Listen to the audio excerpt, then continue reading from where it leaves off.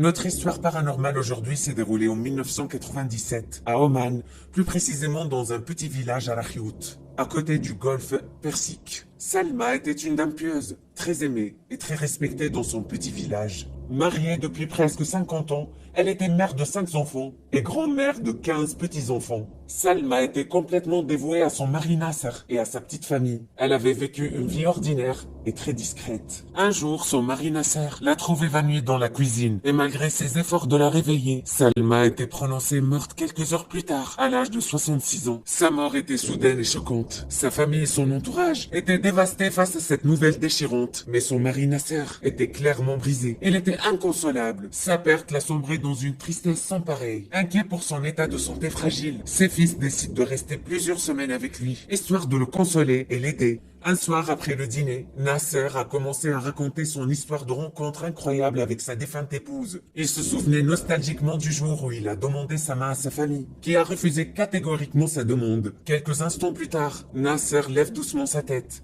Et avec un sourire narquois, il chuchote. « Croyez-moi, j'ai fait une chose dangereuse pour l'avoir. Mais enfin, je l'ai quand même perdu. » Et il commence à sangloter sans cesse, devant les visages inquiets de ses enfants. Soudainement, tout le monde était interpellé par un fracas assourdissant. Et un des grands-fils est entré dans la pièce essoufflé et couvert de sueur en criant « J'ai vu grand-mère dehors! J'ai vu grand-mère !» Tout le monde était confus, mais le grand-père était visiblement choqué et déstabilisé. Le père du garçon lui demande d'arrêter ses bêtises. Mais le petit était sérieux. Il avait l'air terrifiant en répétant sans cesse « Je l'ai vue, elle est terrifiante !» Mais malgré son insistance, personne n'a pu voir la grand-mère. Ils étaient persuadés que c'était plutôt le fruit de l'imagination du petit. Mais le grand-père Nasser était convaincu que le petit n'imaginait pas et que sa vision était bel et bien réelle. Il essuie ses larmes et dit avec une voix tremblante « Croyez-moi, elle sera de retour » avant d'aller s'enfermer dans sa chambre. Un mois après cet incident déstabilisant, les deux fils aînés de Nasser, Karim et Omar, étaient présents dans la maison pour tenir compagnie à leur père. Le soir après avoir mangé, tout le monde avait entendu le même bruit fracassant de la dernière fois. Cette fois, c'était des cris effrayants d'une femme. Nasser et ses deux fils sortent en courant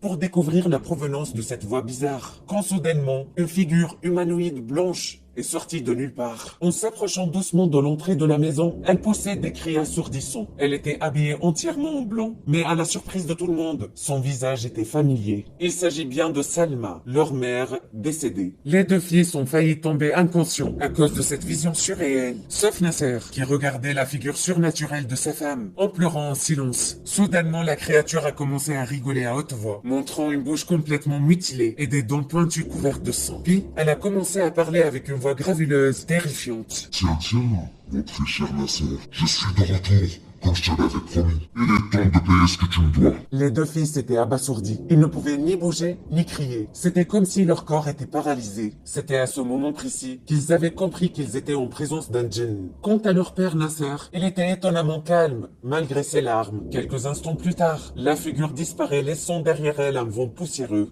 Nasser essuie ses larmes et dit avec une voix déterminée « Mes fils, j'ai un lourd secret à vous raconter. Je dois vous dire la vérité avant qu'il soit trop tard. » En rentrant à la maison, Nasser décide d'avouer son secret terrifiant à ses deux fils abasourdis. Il leur raconte son histoire avec une voix tremblante. « Quand j'ai vu votre mère pour la première fois, je suis tombé fou amoureux d'elle et j'ai décidé qu'elle soit la femme de ma vie. Mais elle était déjà amoureuse. Elle était fiancée à son cousin. J'ai prié jour et nuit pour la voir, mais en vain, elle était déjà prise. J'ai supplié ses parents en leur promettant de la traiter comme une princesse, mais ils ont refusé catégoriquement. Votre mère est devenue une obsession pour moi, et l'idée de ne pas la voir me tuait à petit feu. Donc j'ai décidé de faire l'inimaginable, faire un pacte avec le diable. Son pacte était sinistre. À l'aide d'un livre très dangereux, il a pu invoquer un djinn ou bien un démon, qui lui a promis de rendre Salma folle amoureuse de lui, en la possédant. Des semaines plus tard, le cousin de Salma meurt dans des circonstances mystérieuses, et Salma se retrouve mariée à Nasser, malgré le fait qu'elle le détestait du fond du cœur. Mais malgré tout cela, elle était toujours dévouée à lui, comme si elle était ensorcelée par un sort mystérieux. Le lendemain matin, le corps sans vie de Nasser était retrouvé pas loin de la maison. Étonnamment, son corps était couvert d'égratignures profondes et de signes de lutte. Sa peau était complètement desséchée, comme si l'eau de son corps était complètement aspirée par une force mystérieuse. Et sur son visage s'affichait un regard de terreur intense. En fouillant dans ses poches, son fils trouve une note mentionnant « Qu'Allah me pardonne, j'ai vendu mon âme au diable ».